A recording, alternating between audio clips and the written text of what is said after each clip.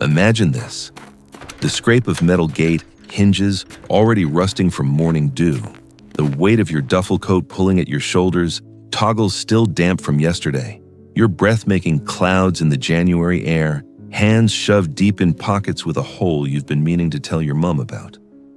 The sound of other kids' voices echoing down the street, someone's football already thudding against brick, the metallic rattle of milk bottles being collected from doorsteps. This was Britain in 1975, when childhood meant 3 channels, no central heating in half the houses, and power cuts that left you doing homework by candlelight. But it was also the last era when children lived with a freedom that would seem impossible now, when the streets belonged to us and the rules we lived by were written nowhere but known by everyone. What this was really about wasn't rules at all.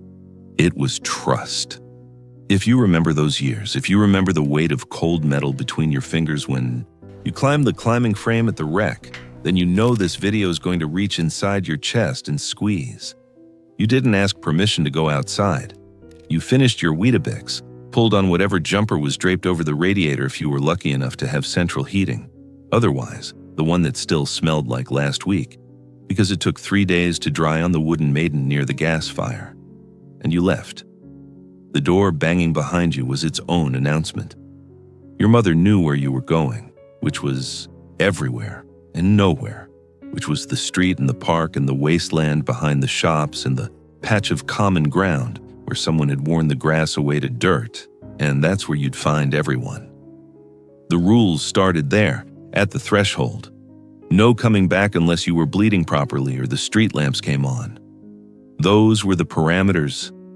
Everything else you figured out as you went. The cold hit differently then because you were out in it for hours. Your fingers went numb inside mittens that your nan had knitted, navy blue or bottle green, wool that got soaking wet and made your hands smell like damp sheep. You'd blow on them, tuck them under your armpits, shove them deep in your coat pockets with the emergency 10p for the phone box. Your nose ran constantly and you'd wipe it on your sleeve until the cuff was stiff. Your cheeks burned red and tight. Your feet in your start-right shoes went from cold to numb, to that painful tingling when you finally came inside. And none of this stopped you. That cold made the rare moments of warmth sacred. The 20p your dad gave you to go to the shop, half of it spent on a marathon bar that you ate immediately in the corner shop while Mr. Patel's paraffin heater pumped out chemical warmth. That kind of specific pleasure doesn't exist when you're always comfortable. Saturday morning started with swap shop at 9:30. You in your pajamas still, eating toast with too much butter that dripped onto it, watching Noel Edmonds and Maggie Philbin on your family's rented 22-inch Bush television set, with the wooden veneer cabinet and the single channel dial that clicked as it turned. The picture rolled sometimes, and your dad would hit the top of the set with the flat of his hand until it settled. You'd watch until multicolored swap shop was done. Then you were out. The telly went off because electricity cost money, and anyway, there was nothing on until grandstand at noon, and that was for your dad. Outside was where your life happened. You'd find the other kids already there. The exact location changed by season and by what was happening in the neighborhood, but you always knew where to look. Winter meant the car park behind the shops where someone had built jumps out of old bricks and planks. Spring meant the field. Summer meant anywhere with grass. Autumn meant the woods if you had them nearby, otherwise back to the field again. Nobody organized this. Nobody said meet. Here at this time. You just showed up and people were there or they weren't, and if they weren't, you went looking or you started whatever game you were playing and they'd join when they arrived. The games had rules, but nobody had written them down. You learned them by watching and by being told off when you got it wrong. British Bulldog got banned from the school playground because too many kids ended up in casualty. But out here, nobody's parents knew you were playing it. One kid stood in the middle of the road and everyone else had to run from one curb to the other without being caught. When you got caught, you became a bulldog too. Someone always ended up with their knees shredded on tarmac. Kerby was played with a tennis ball gone gray from being kicked. You stood on opposite curbs and tried to hit the other curb with the ball. Knockdown Ginger meant ringing doorbells and running. 40-40 meant hiding and seeking with the lamppost outside the Johnsons' house as home base. Elastics meant 3 girls with a loop of elastic around their ankles, while a 4th jumped patterns. England, Ireland, Scotland, Wales, inside, outside, inside, on. Football was the constant. Jumpers for goalposts was literal fact. 2 jumpers on each end of the street, or 2 piles of coats or rusty metal posts with no nets that clanged when the ball hit them. The ball was never new. It was someone's Christmas present from 2 years ago, the leather scuffed and cracked, waterlogged if it had been raining and heavy as a brick when you headed it. You played until someone's mum called them for tea, which broke up the game, and then you reformed with whoever was left and played differently. The ball only stopped when it went in someone's garden, and the owner was the type who kept it. Everyone knew which houses those were. Sunday evenings at 7:25 meant everyone scattered home for the generation game with Bruce Forsyth. It didn't matter what you were doing, if it was still light out, if the game wasn't finished. When someone's dad appeared at the door and shouted that it was starting, you went home. Your whole family sat together watching the conveyor belt in the final round, where couples had 45 seconds to memorize prizes before they passed by. Cuddly toy, fondue set, teas made, his and hers watches, hostess trolley. Everyone in Britain was watching the same thing at the same time, and on Monday morning at school you'd all talk about whether you thought you could have remembered more items than the contestants did. Bruce Forsyth got 19 million viewers in 1975, 19 million out of 56 million people in the entire country. That kind of shared cultural moment doesn't happen anymore because it can't. You can't make everyone watch the same thing when there's infinite choice.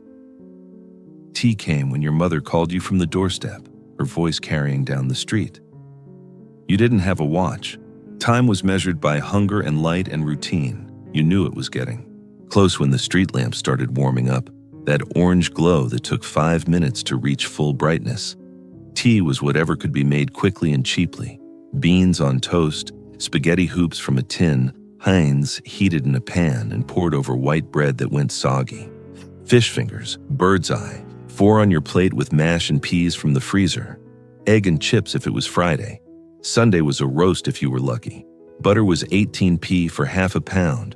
A large white loaf was 12p. Mince was 28p per pound. Your dad earned maybe 40 pounds a week if he had a decent job. The economics made everything tight. You finished what was on your plate because there wasn't more, but there were small glories.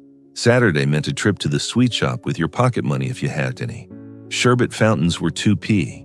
Blackjacks and fruit salads were 4 for a penny. The woman behind the counter at the newsagents would scoop your selection into a white paper bag twisted at the corners. Make those sweets last all day, rationing them to yourself. A curly-whirly could occupy an entire afternoon if you had the discipline. These tiny pleasures felt enormous, because they were rare, and because you'd waited, and because anticipation was half of what made anything good. Toys in 1975 Britain were different. You didn't get 20 things for Christmas. You got 1 main present, maybe 2 if your parents had done well that year. And that present had to last. If you got a Raleigh chopper, that was your bike until you outgrew it.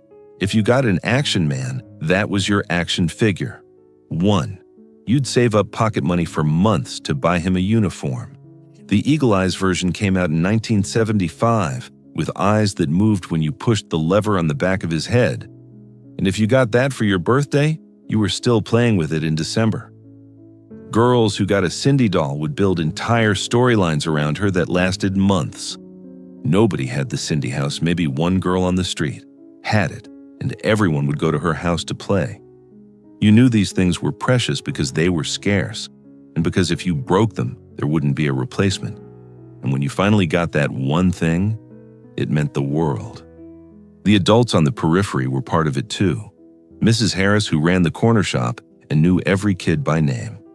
Mr. Coleman, who drove the mobile library van that came round Tuesdays. The lollipop lady at the crossing who'd been there so long, she remembered your older brothers and sisters. The milkman who came at 5 in the morning in his electric float. Your street was its own village. People looked out for each other not because they were saints, but because that's how things worked. If you fell and split your knee, you'd knock on the nearest door, and whoever answered would clean it up and send you home. If your ball went over someone's fence, you'd knock and ask, and they'd either throw it back or tell you to come get it. And while you were there, they'd offer you a biscuit. That web of casual connection meant you were never quite alone. And then it was evening, 5:30 or 6 o'clock, and the light was completely gone. The street lamps were on full, casting their orange pools on the pavement. You'd been out for hours. Your body ached, your legs felt hollow, your fingers had gone from cold to warm to cold again. When your mother finally called you in for the night, you went. The front room would have the gas fire on, 3 bars glowing orange, and you'd stand in front of it while your hands thawed. Your dad was home from work, eating his tea in front of News at 10 with Reginald Bosanquet. You'd have a bath if it was bath night, twice a week to save on the immersion heater costs, 6 inches of tepid water, then pajamas that were probably hand-me-downs, hopefully warmed near the fire. Downstairs for an hour before bed, whatever was on the telly. Some nights there were power cuts still, and you'd sit by candlelight while your dad told you about the war. Bed meant going upstairs to a room that hadn't been heated all day. Your breath made clouds. The sheets felt like ice. You'd curl into a ball under blankets in a candlewick bedspread and wait for your body heat to create a warm pocket. If you were lucky, you had a hot water bottle your mother had filled from the kettle. You could hear the sounds of your house settling, the occasional car passing outside. You'd lie there thinking about tomorrow, about the game you'd left unfinished, about where everyone would meet in the morning. Sleep came quickly when you'd been outside all day. Ask anyone who experienced childhood in 1975 Britain, and they'll tell you the same thing. We had less of everything except freedom. We had less comfort, but more resilience. We had less supervision, but more independence. We had less stuff, but more imagination. We had less safety, but more adventure. And somehow, in the gaps between what we didn't have, we built memories that feel more solid and real than anything that's come since. These memories hurt so much because they represent a kind of childhood that doesn't exist anymore and can't exist anymore. Not because the past was objectively better, but because it was ours, and we lived it fully in ways that seem impossible now. The past wasn't perfect. The cold was genuinely miserable. The lack of money was real hardship for many families. Healthcare was free, but your teeth still rotted because sugar was cheap and everywhere. Cars didn't have seatbelts in the back. Racism was casual and accepted. Women had fewer opportunities. These things were wrong then, and they're wrong now. But here's what made it special anyway. We knew our neighbors. We knew every street in our area because we'd walked them all. We learned to entertain ourselves, to negotiate with other kids, to cope with cold and hunger and boredom. We built physical skills and we understood risk because we lived with it constantly. Today's kids are safer and warmer and have access to everything instantly. They have better health care and better education and more opportunities. Their houses are heated properly. They have multiple screens and unlimited entertainment. These are genuine improvements. Nobody sensible would trade modern medicine and modern safety for the past. But something was lost in the gaining. The freedom to disappear for hours without checking in. The ability to be properly bored and to solve that boredom yourself. The shared cultural experiences that came from everyone watching the same 3 channels. The neighborhood connections, the resilience that came from coping with discomfort, the creativity that came from limitation, the patience that came from waiting, the appreciation that came from scarcity. If you remember 1975 Britain, you remember these things. The orange glow of street lamps on wet pavement, the sound of your mother's voice calling you home from 3 streets away, the particular ache in your legs from being outside all day in the cold, the weight of damp wool mittens, the taste of fish fingers and chips, the excitement of getting that one special toy you'd wanted for months, the names of every kid on your street and what games you played with them, the feeling of complete freedom that came from being pushed out the door in the morning and not expected back until dark, the trust that meant you were part of a community that looked after its own. It wasn't perfect, but it was ours. and we'll never forget it. Share your memories in the comments. Tell us about the games you played, the streets you roamed, the rules you lived by that nobody had to teach you, because you learned them from the other kids, and from experience, and from trial and error. Tell us what you remember about being a kid in 1975, when the world was cold and small and somehow infinite all at once. These memories matter. They're the evidence that we lived, that we were there, that it really happened the way we remember it. And sometimes, on cold evenings when the light fades early, we can almost feel it again.